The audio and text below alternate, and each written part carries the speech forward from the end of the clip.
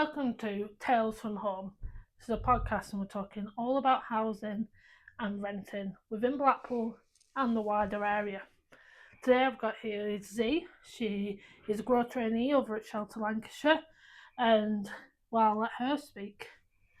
How are you, Z, today? Hi, I'm good. Yeah, thanks for inviting me over, Hope. So, what made you work for Shelter? What grew you to Shelter? The grow opportunity, grow training itself means getting real opportunities of work so I can use my lived experience around homelessness and temporary accommodation through my addiction, recovery to help other people that were in my situation. I want to use my own experiences to help others. Yeah. And you said you have some lived experience. Do you want to elaborate on that? Yeah, I've got lived experience in homelessness in general. I've sofa served over years, lived in temporary accommodations on and off. My son was born in temporary accommodation as well. So you found that really hard, and what's your story? What makes you drive to change housing for the better? For many years, I hadn't able to use my voice. So whilst I started at shelter, I found my voice. So Yeah, being homeless and the systematic change, the services that have let me down in the past, I it's just come from my own cultural background as well, isn't it? Like everyone suffers, and yeah, then and there's more like in my cultural background. There's not a lot of people out there that wants to use their voice because they get scared to use their voice, thinking they lose the family process or bring shame to the community. Like right, yeah.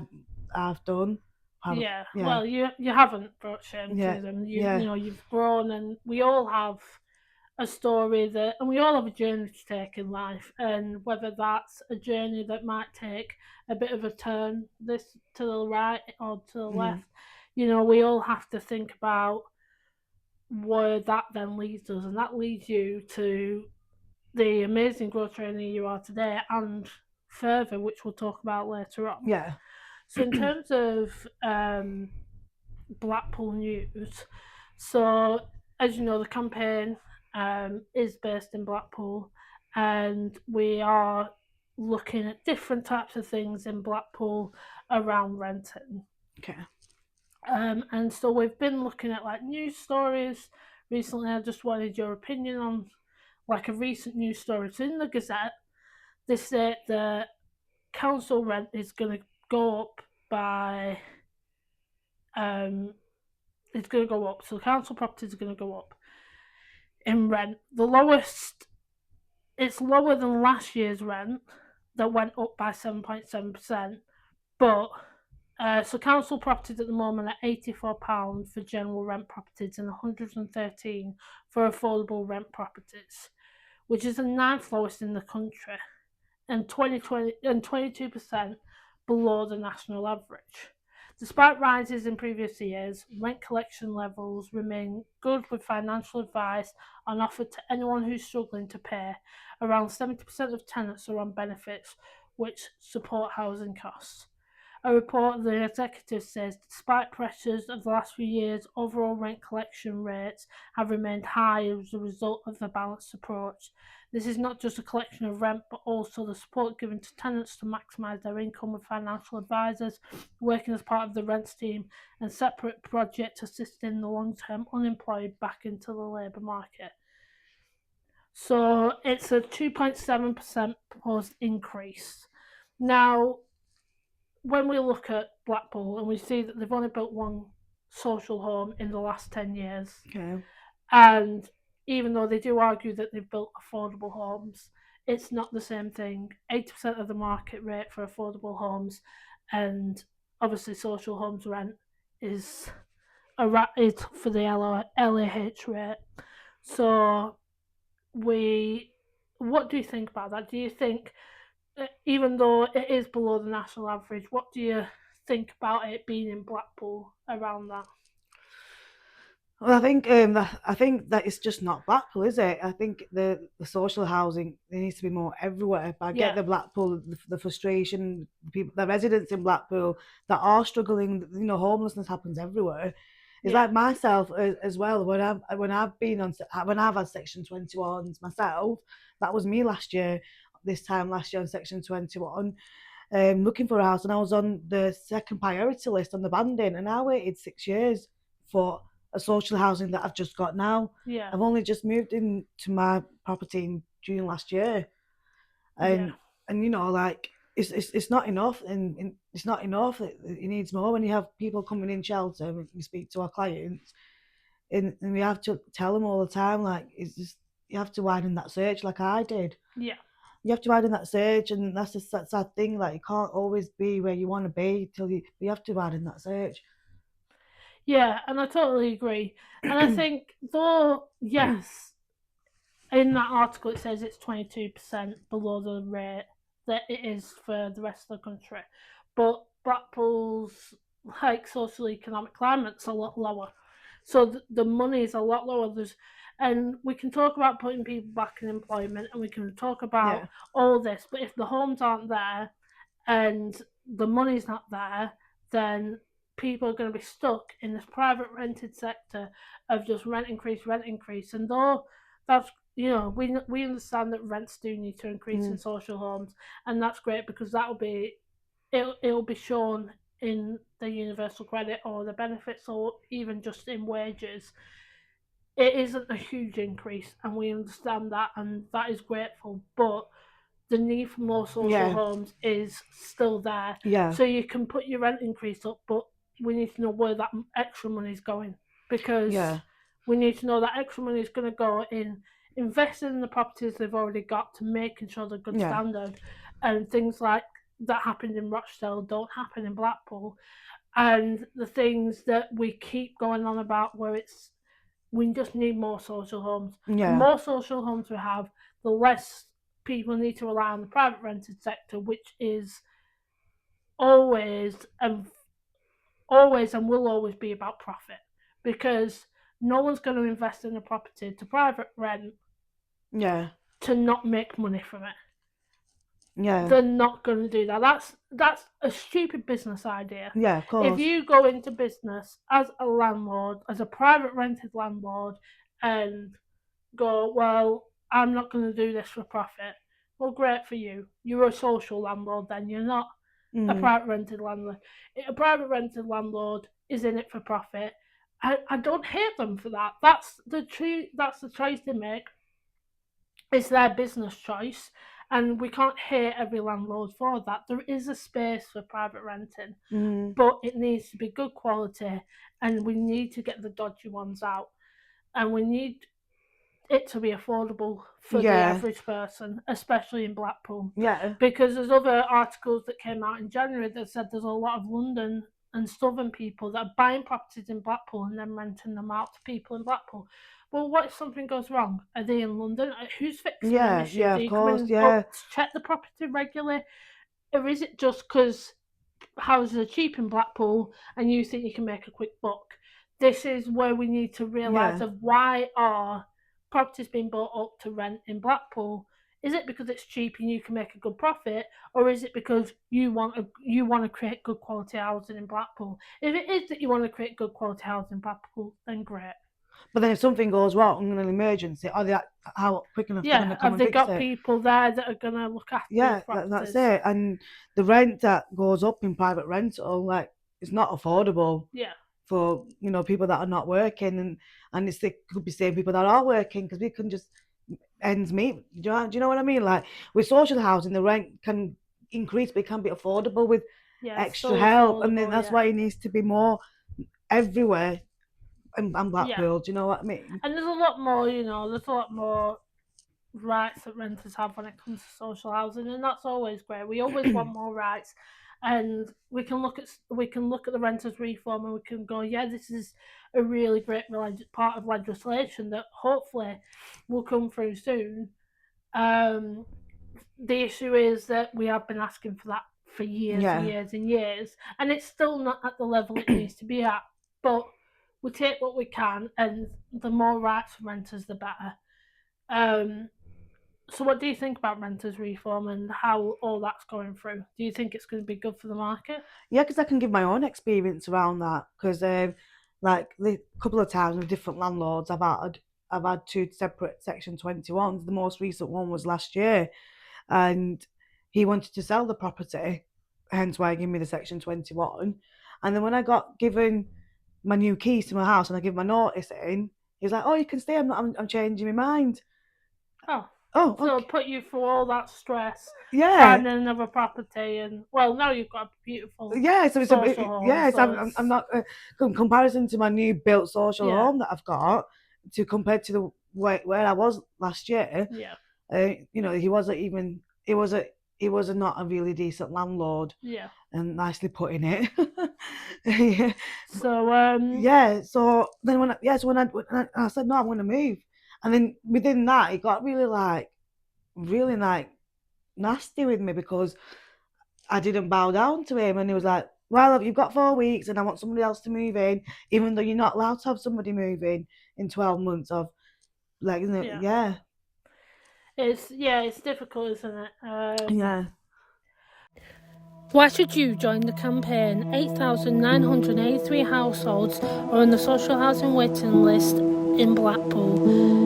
1,348 rising households from the year before, with only one social home built between 2013 and 2023. That's highest figures since records began in 1987. Join the campaign. If you would like to make renting better in Blackpool, email hope_barnes@shelter.org.uk. So, in terms of, I know that you're finishing at Shelter soon. yeah. What's the plan for the future? Are you going to stay into the housing sector, or do you want to go more into like just support? What's the plan? Generally, support. Like, I'm willing to try different things out. I've not got a pressure on what I want to do, and what I'm just going with Seeing the what happens. see what happens. I've got Yeah. skills that in every, you know, my lived experience is powerful. Yeah, definitely. You know, Your lived experience is extremely powerful, and that's what I like to tell all the leadership team is lived experience is the strongest voice because you know you've been there, and you know you've dealt with it. And the issue is when we look at it on a bigger scale, is there's people dictating laws and legislation that have never had issues that the people are yeah, facing. Even myself have had minor lived experience when it comes to bad renting, but you know, if we all can come together and be like, actually, this is our lived experience, we know what will fix it, and we can help others. It truly is yeah, healing. And I know like it's a lot of healing for you is that like you actually get to help other people, yeah, and they can learn from your mistakes, and sometimes they still go off and do their own thing, and that's all right, but they need to learn as well, and yeah. you need, and having that process is just great. And you know, the Grow Trainee program, what do you think of that? Is it a good program? Have Yeah, you enjoyed it? it really is because you're developing new skills that you didn't have like 12, like say 13, 14 months ago. You know, I was volunteering somewhere else, and I didn't think I'd come here at Shelter and do what I've done. Yeah, I feel like your confidence has grown Yeah, over from the few yeah, months you you've been know, here. like I finally used my voice, and you know, I was muted for so many years, and I can actually use my voice to help others, and I want others to use their voice too. I found mine, use yours. Yeah. If anything, watch my videos, watch me how I do it, and my long term goal is to go on TED Talk, Yes, that's one of my long term goals as well. and then I will We get will. there. Trust me. I will help you along the way. I think it's Yeah, definitely one of them things where it's like sharing your story is strong, and we yeah, can share stories and find common ground yeah, from different walks of life, very different walks of life, both me and you. I'm sure if we talked and we spoke and we sat down and actually we would find so much more in common. yeah, And it's interesting because of how different our lives have been since birth, probably. If you know, yeah. we've had so many different aspects of life, Mm. even if we just go down to culture or whatever, even if just the basics of life has been very different for us both, Yeah, but we both ended up in the same place yeah. in Shelter. You know what I mean? So Mm. I always find that really interesting. It's like when we look at people's journeys and how they end up where they are. even though both of our journeys are different, We both can ended relate. up helping people in shelter, and we can relate to Yeah, that you can because we relate, yeah. both want to share people's voices. I want Yeah. to share people's voices. You want to get people to share your voice and others' And voices. use their own. And use their own Yeah, voices. and that's the most powerful thing, use your own voice. 100%. You've said it, you've done it, you can scream that. You've done it one time, you can do it again. 100%, totally Yeah. agree. So Yeah. we've got a follower story. So every single week, every single podcast, sorry, they're going out every 2 weeks. I'm going to ask a question to my guest. Yeah, okay. So this question is, they're going to be a bit funny, sometimes they're going to be a bit more serious. I gave you a funny one because I know you like that. So, kiss, marry, avoid, dodgy electrics, damp and mould, and landlord that comes round unannounced. I'd probably snog, is it Dodgy Electrics? Dodgy electrics, yeah. I'd avoid the damp and mould. Yeah. And I'd marry the landlord turning up. Well, at least you'll have a good wage coming in then, won't you? He probably has about 50 other properties. You can just stay at home. You're going to marry him. Fair, why not? Free rent, you know. Yeah. I think, that's great. I mean, for me, I still don't know if I could ever kiss or marry a landlord, but let's pretend they're a good landlord. And then I'll marry the landlord because damp and mould is horrendous. Yeah. Pretty much 18,000 properties in Blackpool have damp or mould, private rented properties. And dodgy electrics are not great. I still remember I was an advisor at shelter, 6 years ago. Someone came into, a dad and a mum and their eldest son came into the drop-in that I was doing, and he was asking like what advice he has because of this situation that happened, and he tells me, he's like, there's these electrics in the house the lights keep switching off and on. They're awful. They're just really bad. So I called the landlord. The landlord brings his friend round to check on it, and he says that it's an issue with the water. So they said they fixed the water and it was all okay, so I could turn the electrics back on. My daughter, who was 9 years old at the time, his daughter, switched the electric on and flew across the room and is now permanently, at that point, still now permanently in a wheelchair. Oh no. And it turns out water was going through to the electrics. So the landlord didn't check properly. They didn't even look at it properly. And this child is now permanently disabled. We did help them through legal advice and things like that. But that story sticks with me 5 years on. And I think about that and I go, why have we allowed that to happen? Why has a landlord allowed that to happen to such a young person? And it's so sad so with dodgy electrics for me, I just wouldn't. Yeah. I wouldn't mess with it. Well, I answered that on banter purposes, but they're all not. Yes. Yeah. But I've got my own experiences about damp and mould. I've had bad experiences too. I've still kept them pictures of my old house till today. My house before the last one. Yeah. I had to go housing standards with that. And I was also a client at shelter 7 years ago. I came to shelter for support and they supported me through housing standards. The house wasn't even health and safety either. And at the time I had a 5-year-old son. Yeah. And he was very distressed at the time. And, it's not good for him to be breathing that in. It's scary as a parent. I know, you think, and like I see it, even like we just recently had to clear some of it in our bedroom, and all I'm thinking about is Kai's been breathing that in, like, and he's already bad with chest infections, and like I don't want to have that happen, Yeah. No, it's true. Because my son used to cry every night, saying, "Mum, my bedroom's broken. I don't want to sleep in it." And then there was a gas leak. Oh God. Because I had a roof leaking that turned into mould eventually. Yeah. Because it wasn't sorted out. But when the person came, roofer, because I'm in the house, I'm into it now. I've not gone out unless I went out, came back in. But he wanted to come in and he said, "I can smell gas." Oh God. And that was it for me. And I was like, then I ended up ringing emergency people. And I got told off about that from my landlord. "Oh, you should have rang us." No. And it turned out that they hired, for the gas safety check, it wasn't registered. Right, yeah. So there's a leak in the unit at the bottom. That's insane. So that, yeah, it was just a horrendous experience in the house. Because I had flies infestation, and the flies kept coming and mice and stuff. And I'd go and say there's a fireplace that's blocked off. There's flies coming there, and he joke about it, saying there's a dead body in there. Yeah. And that's not a joke. It's not something to joke about, is it? At the time, like, yeah, and it was No, just, so- yeah. So we've got to follow a story. We're either going to have like voicemails or emails in. So this woman emailed in. Single mum of two. She privately rented a property for 11 years, with her two children. There was damp and mould and disrepair everywhere.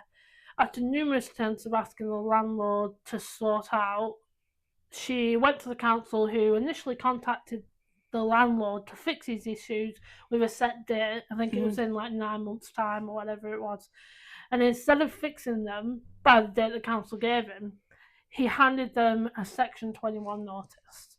After paying rent on time, there's no antisocial issues. They've not caused the issues in the property. They've not caused the disrepair. And after 11 years of no issues whatsoever from that tenant, he goes and gives a Section 21 because he doesn't want to fix the issues. He's just going to sell the property, or he's going to do whatever with it, let it stand still. And I see this story over and over again, like the same story, the same rhetoric of like the council telling them to fix the issues, and I just think it's unfair. She's lived in that property 11 years. Yeah. How can she just be told to leave her in 2 months? And that's the issue with Section 21. Yeah. It's not something against, like, and I want to be fair on this, is because there's no reason to need to get rid of someone for no reason at all. Now, I get that, like, it's their property. They should be able to choose who lives in that property.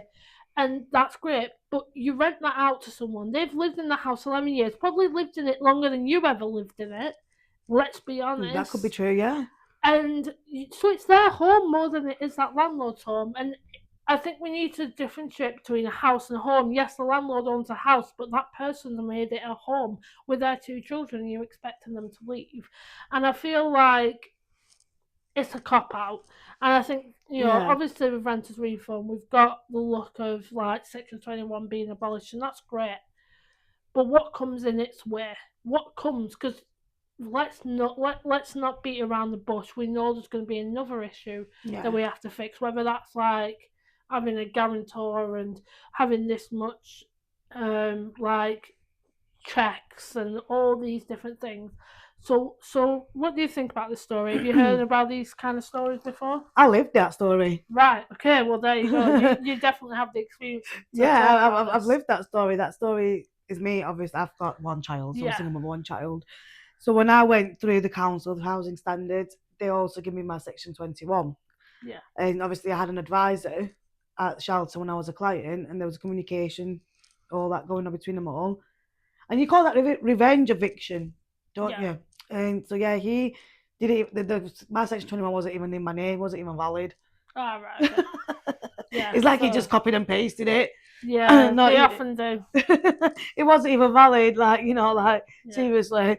And banging on my door, like literally, even though I told I wasn't in the house. Yeah. I've gone out, but I was hiding. It was like banging on my door, like bailiffs are coming any minute. So he posted it anyway, and then obviously that didn't go through because it was revenge eviction. And then they did fix it within the time length, but it wasn't standards. I've still got the repairs pictures on my phone. It was just like they rushed it. Yeah, they often do. Probably some mate of theirs that did it cheap. Yeah, it was like, and obviously there was health and safety with this. It wasn't child safety in certain places. Yeah. I learned a lot actually through that process of it all.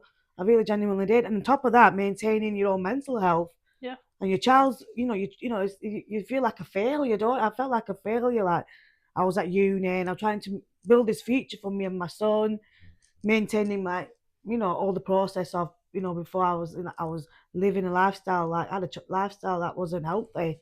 Yeah. So maintaining that as well, because every day is like a recovery day for me. So Yeah, exactly. And it's, Yeah. you want somewhere safe for your children. Yeah. And to know that can go within 2 months and it's none of your fault, it could just go away in 2 months with Section 21. I just think, I don't know how you can sleep at night if you're willing to just put people on the street Yeah. for nothing. 'Cause I get it, if they've not paid the rent and they've destroyed your house, 100%. Yeah. There's, I think landlords like to argue that when we say there's bad landlords, we don't think there's bad tenants. We know there's bad tenants. We're not saying there isn't. I was one of them years ago myself. We all need to learn about it, but Section 21, there's other ways to get rid of people. If there is issues, there is ways to get rid of them. Yeah, and I do genuinely think that these landlords, I'm not saying they have to be trained counsellors, but they need to have some empathy, maybe trauma-informed approach. Yeah, because you don't know who your tenants are going to be or where they've come from. DV as well. You don't know what they've experienced. I think everyone needs to be like people-centred. If you're involved with people, be people-centred and be trauma-informed care. Yeah. And, even like if you look at temporary accommodation, councils are having to use hotels at the moment. Yeah. The hotel staff aren't trauma-informed care. There's part of me that thinks, well, should they have to be? But, well, maybe you should. If you're willing to take money off the council to fill your hotel on quiet weeks where you've not got any people in, so you're making profit off the council housing these people, but then you're calling the council and complaining about them because they shouted. Well, you don't know what they're going through. And I think if private hotel staff were more trauma-informed care, then maybe that's something that we can look at of people that are involved with people should be trauma-informed care, because even just a little bit of trauma can be effective. Or people that are neurodivergent, people with invisible disabilities, we need to know about these things. If you're people-centred, if your approach is in front of people, your job is in front of people, become people-centred and understand people, and that everyone's different.